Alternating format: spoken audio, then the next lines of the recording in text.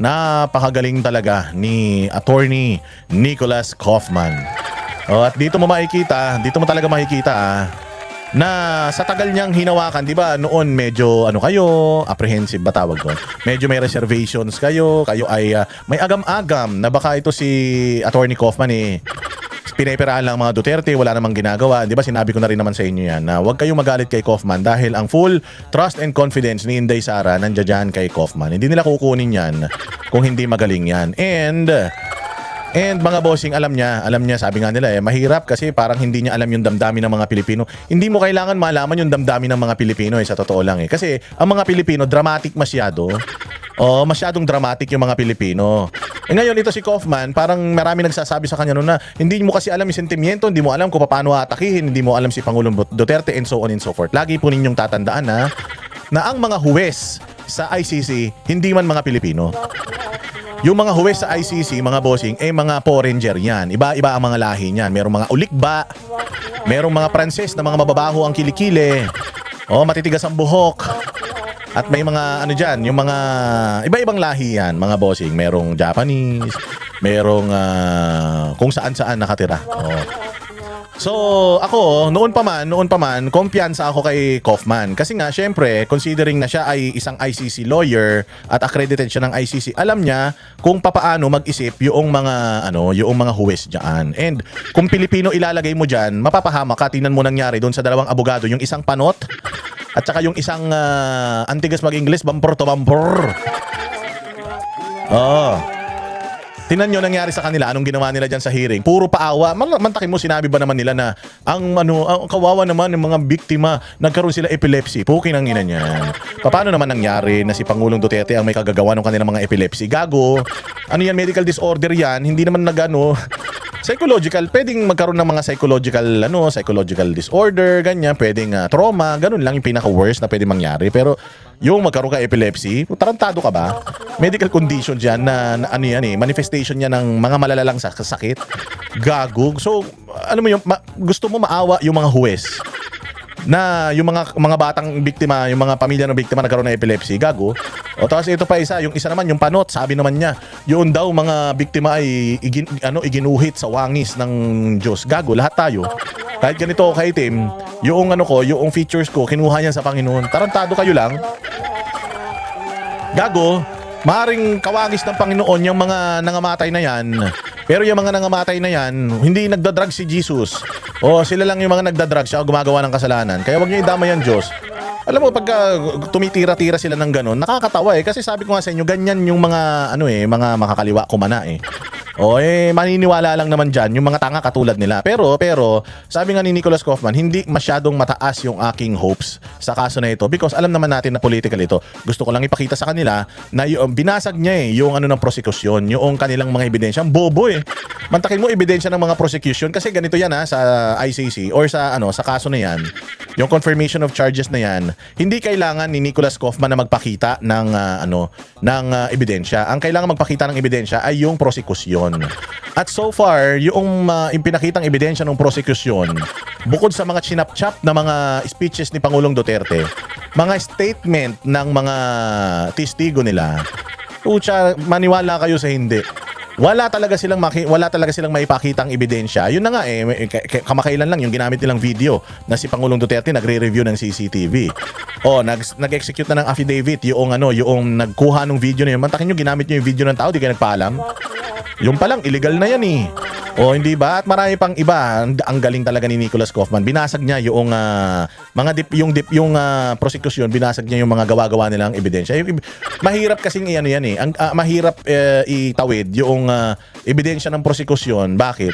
Kasi talk shit yun puro gawa-gawa lang yun nila nung mga nag-imbento ng mga sumbong o bintang kay Pangulong Duterte. Kaya nga sabi ko nga sa inyo, the fact, yun na nga lang, dapat nga sinabi ni Kaufman yun the fact that this president doesn't have any case filed in the Philippines, it means people in the Philippines know na itong ginagawa ng mga ulaga na ito ay lang.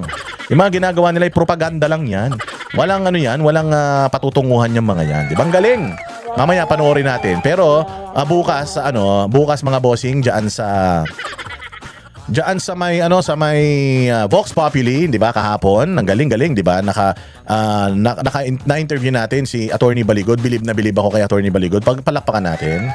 Palakpakan natin si Attorney Baligod kasi sa pagmamahal niya sa bayan, kahit siya ang gumagastos dito sa 30 ito 30 na mga Marines ito, kahit siya ang gumagastos doon, wala siyang perang hinihingi kahit kanino dahil lang sa pagmamahal niya sa bayan, dahil lang gusto niya na mailabas ang totoong mga tumanggap ng pera dito sa mga pagnanakaw na pinakamalaki sa history ng politika ng Pilipinas. Hindi niya alintana yung maubos sa kanyang pera, madimanda siya, siraan siya sa media. Grabe yung mga binitawan niya doon Alam mo yung mga binitawang salita doon ni Atty. Baligod Meron daw isang media operator.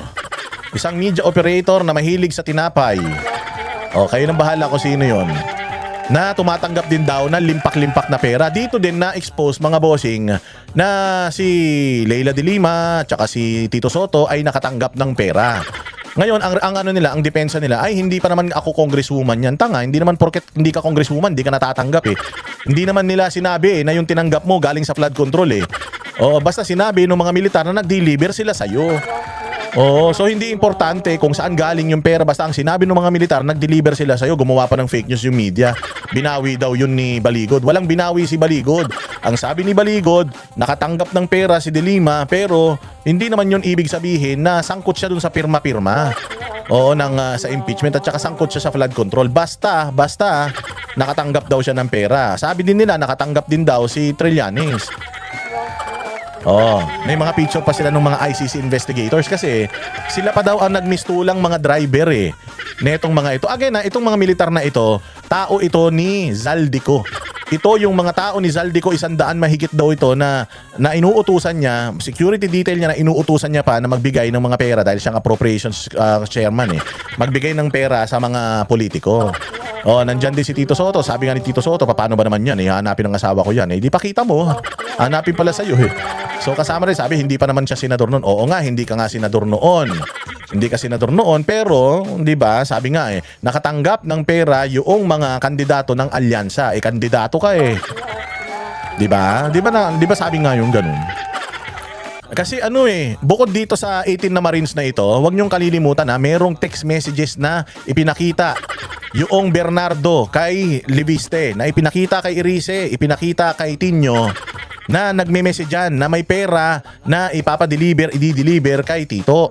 Di ba yun yung mga istoryahin ng mga nakaraan? Again, hindi ko sinasabing totoo yan. Hindi ko rin sinasabing hindi yan totoo. Ang sinasabi natin, nagsisirculate na yan, kaya nire-reactionan natin. So, ang daming problema.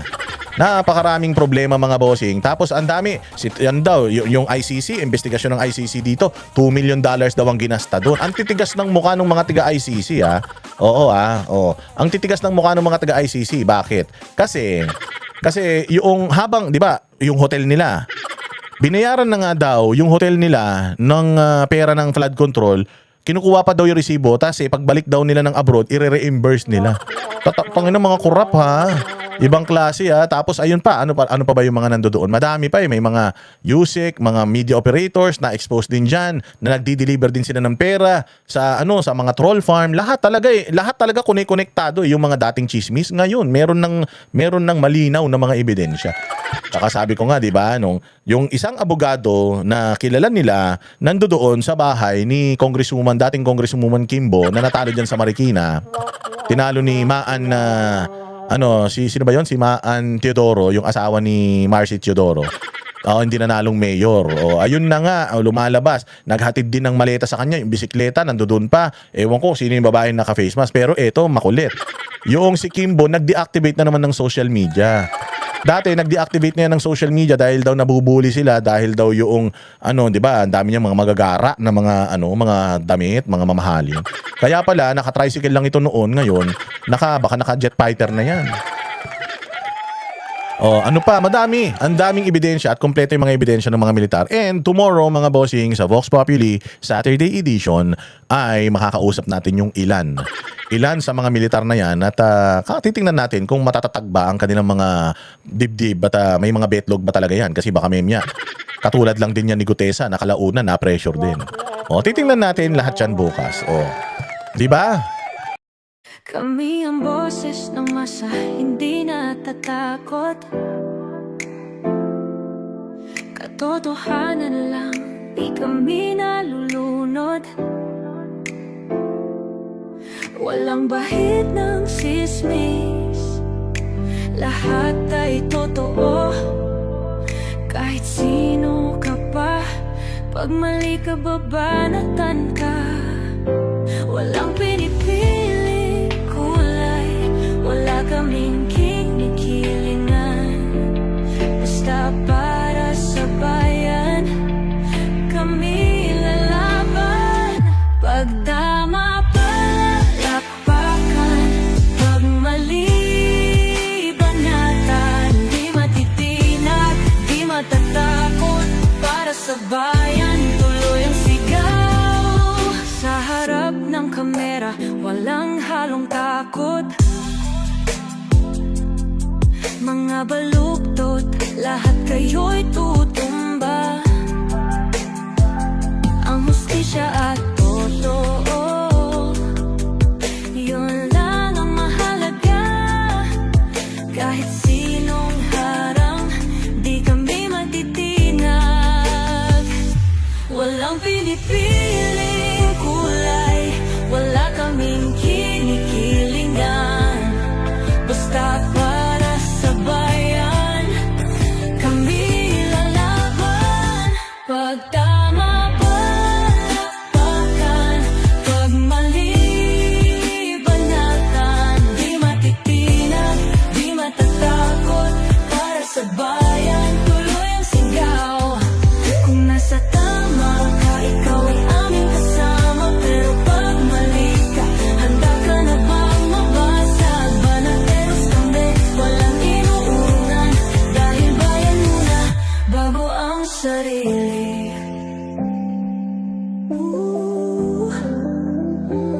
Bago ang sarili.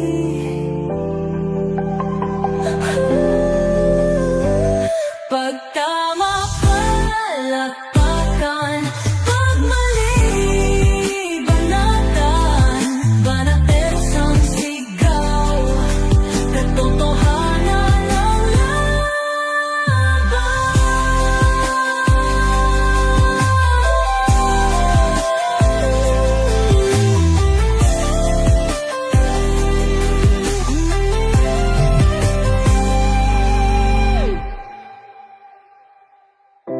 Sa harap ng